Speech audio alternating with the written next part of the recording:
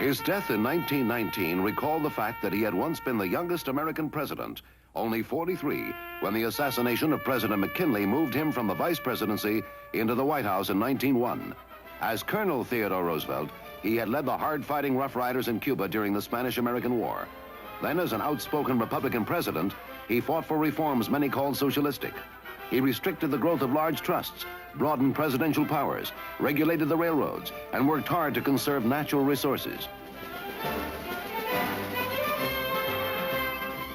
He helped end the Russo-Japanese War and became the first American to receive the Nobel Prize for Peace. Speak softly and carry a big stick, he said. It was he who began construction of the Panama Canal and revived a neglected American Navy. On leaving the presidency in 1909, he said, "I doubt that anyone else ever enjoyed it more than I did."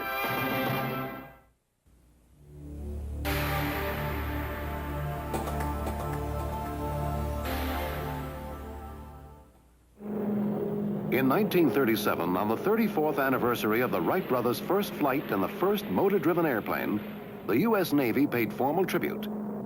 On hand were two spectators who had seen that beginning of the air age. We were here when the Wright brothers made their first flight.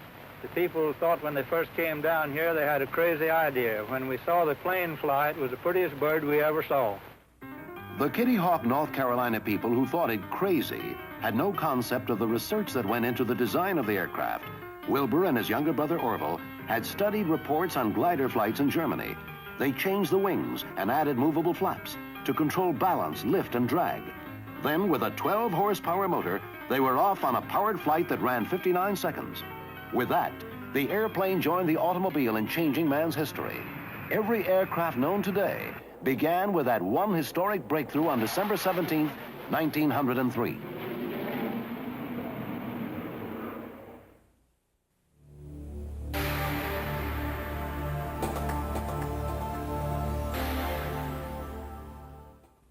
Created in 1909, the Model T Ford became the motivation for one of the great technological advances of all time.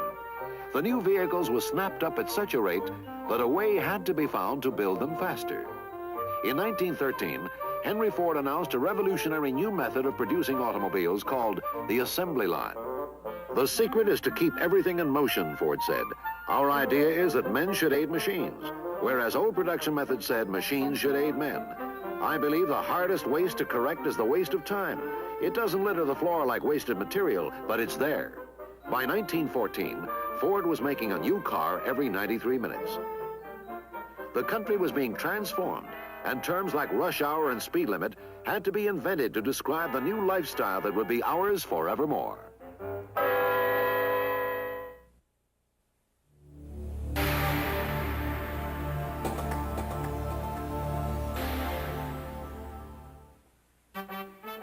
D.W. Griffith had pioneered advanced movie making, close-ups, fluid camera movements, new concepts of editing. He and his leading lady, Lillian Gish, had ground out short-reelers in New Jersey before moving to Hollywood. There, Griffith teamed up with Charlie Chaplin, Douglas Fairbanks, and Mary Pickford to found United Artists. His motion picture Intolerance seeks to atone for the injustices of the birth of a nation, his 3-hour epic on the rise of the Ku Klux Klan. It is seen as deeply offensive to blacks. Birth of a Nation premiered on February 8, 1915, at the then unheard-of price of $2 a ticket.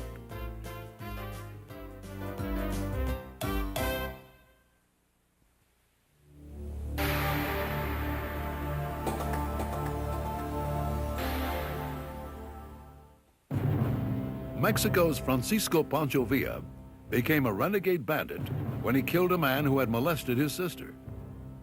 His revolutionary exploits were already legendary when he led a border raid on Columbus, New Mexico on March 9, 1916. 17 Americans were killed in the attack. 2 months earlier, Villa's forces had shot 18 Americans working in U.S.-owned mines in Mexico. Immediately after the border raid, 5,000 U.S. cavalry troops stormed Mexico in a massive hunt for Villa. Within weeks, General Pershing's forces routed Villa's camp, but its leader escaped. Villa eventually surrendered to the Mexican government for asylum in 1920, and 3 years later was ambushed and killed by a rival family for revenge.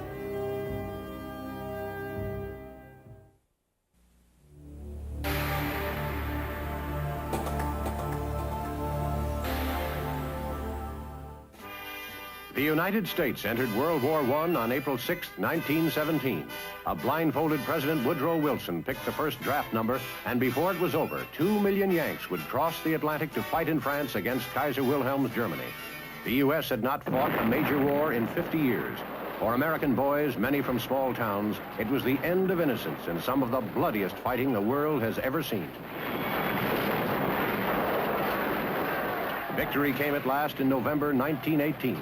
And President Wilson himself came over to preside at the peace conference, only to meet with great disappointment. 116,000 Americans died in a conflict that did not live up to its promise as the war to end all wars and to make the world safe for democracy.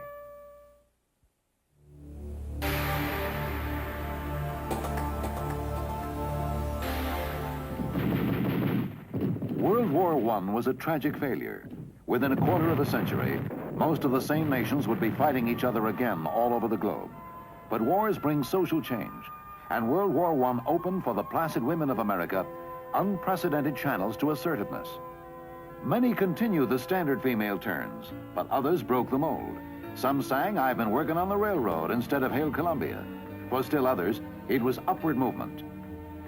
Women mailmen were a common sight, while the Green Thumb Girls ruled the world of the Victory Garden.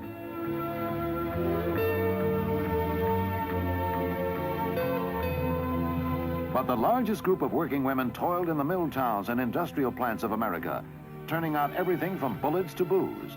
This working in groups was good exercise for feminists who half a century before equal rights would have to fight for the right to vote.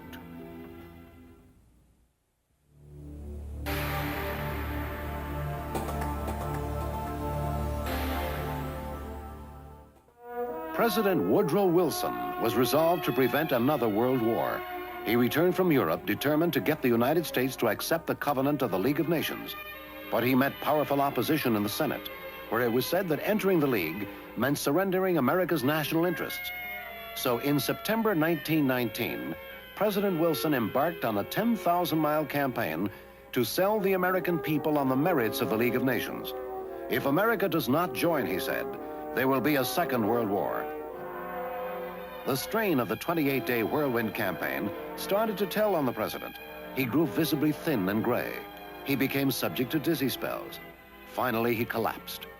Repeated strokes immobilized him for the remaining 17 months of his presidency. The Senate voted against the League.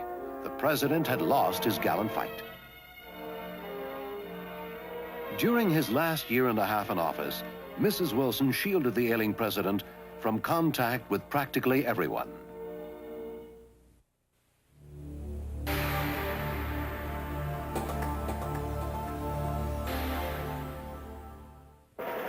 Women's suffrage leader Mrs. Carrie Chapman Catt.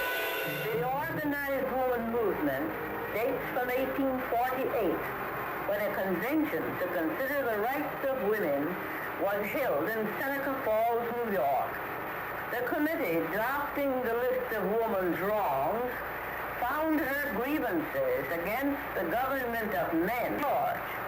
It took George Washington 6 years to rectify men's grievances by war, but it took 72 years to establish women's rights by law. For many years, after women got the vote in 1920, the issue of women's full legal and civil rights was still hotly debated.